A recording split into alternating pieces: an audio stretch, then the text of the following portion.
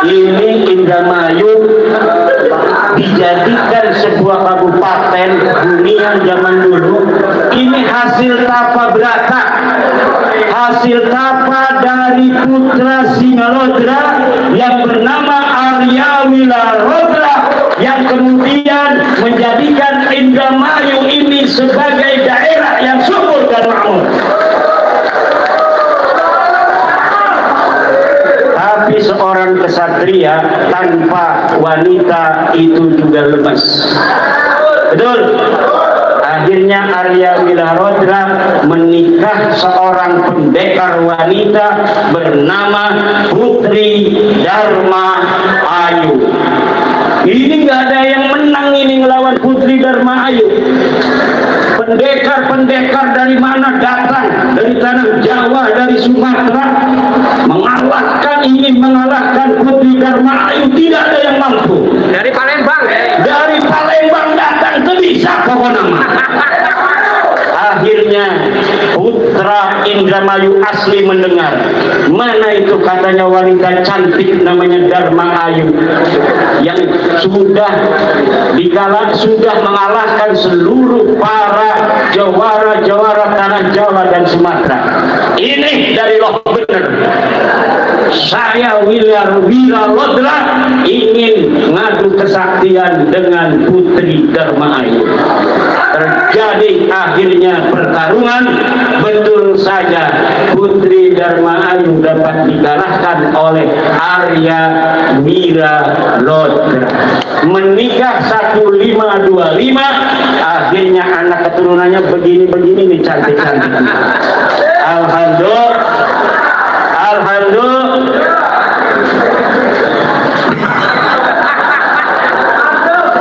Ini belum ngopi semua yang jaga saya ini.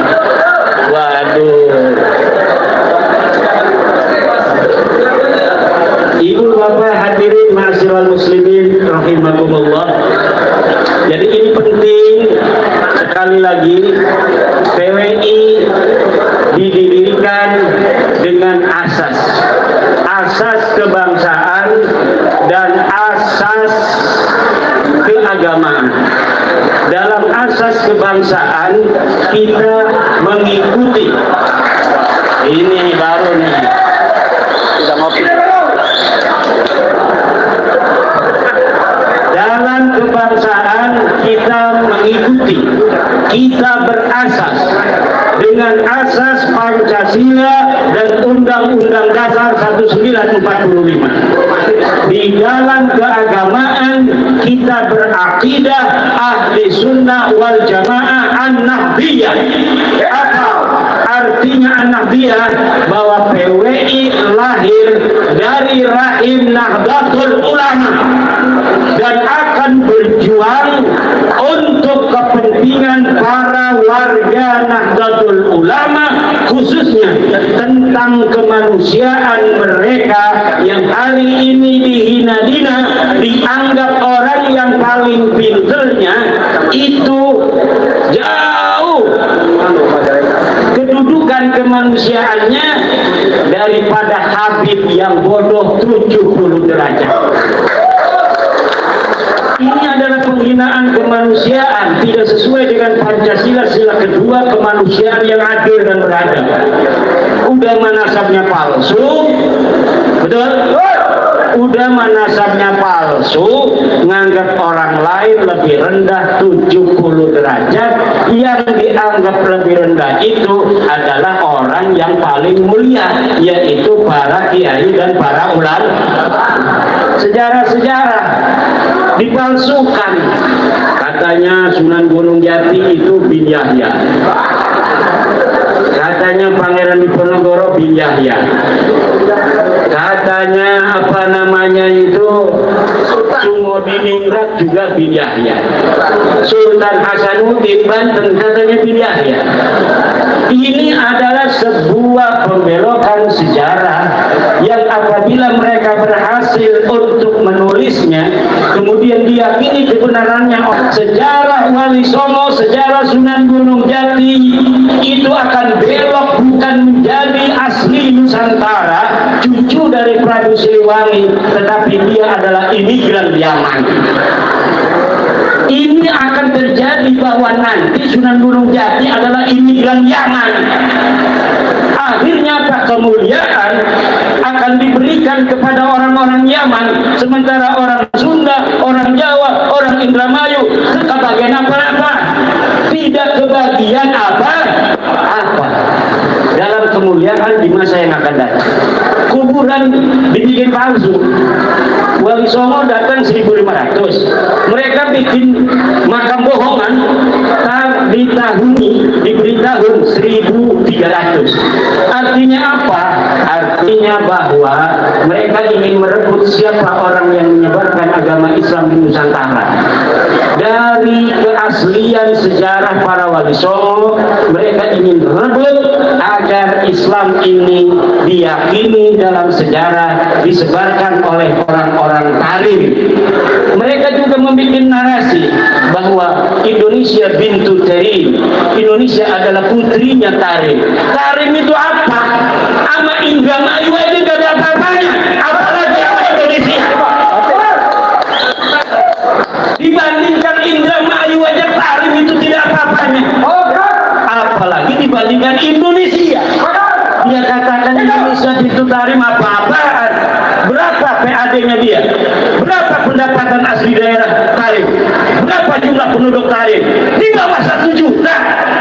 Jangankan untuk dia lebih mulia dari Indramayu, mungkin dari Loh Bener aja lebih mulia Loh Bener. Kita dibikin narasi-narasi yang bikin pakai udeng-udeng, makanya saya pakai udeng-udeng, pakai jubah, pakai sorban. Indonesia dicuri. Ada lagi Habib yang mengatakan, saya bertemu dengan kiai paling sepuh di Jawa Barat.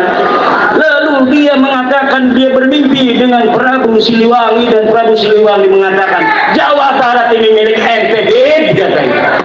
Ini narasi-narasi dusta begini, walaupun kelihatannya sepele, kalau diulang-ulang terus, kemudian diyakini, maka ini akan dianggap sebuah kebenaran. Yang Prabu Siliwangi ini yang megang mic warna merah ini cucunya Prabu Siliwangi. Orangnya jelas, wajahnya wajah orang Sunda, wajahnya wajah orang Indramayu ini.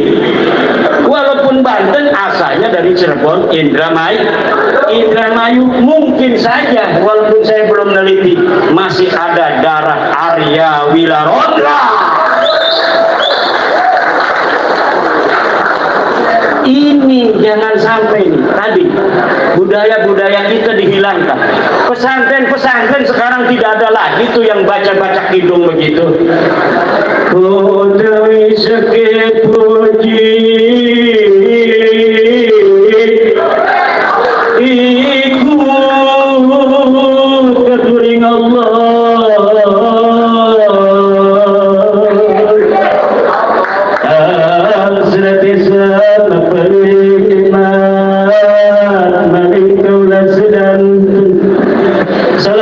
Sinarang salam kehatur mari Gusti junjungan Kanjeng Nabi besar Muhammad sallallahu alaihi wasallam. Dulu kita sering mendengar begitu, betul apa tidak? Tapi hari ini di pondok-pondok pesantren semuanya sudah diganti. Kenapa?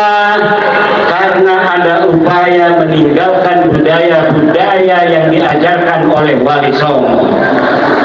Semuanya pakainya pakai yang Yaman semuanya. Marhaban ganti. Dulu wajib syukru alaina khabar ya yauma khabar ya yauma khabar ya yauma rahaban. Sekarang diganti semuanya. Untuk apa?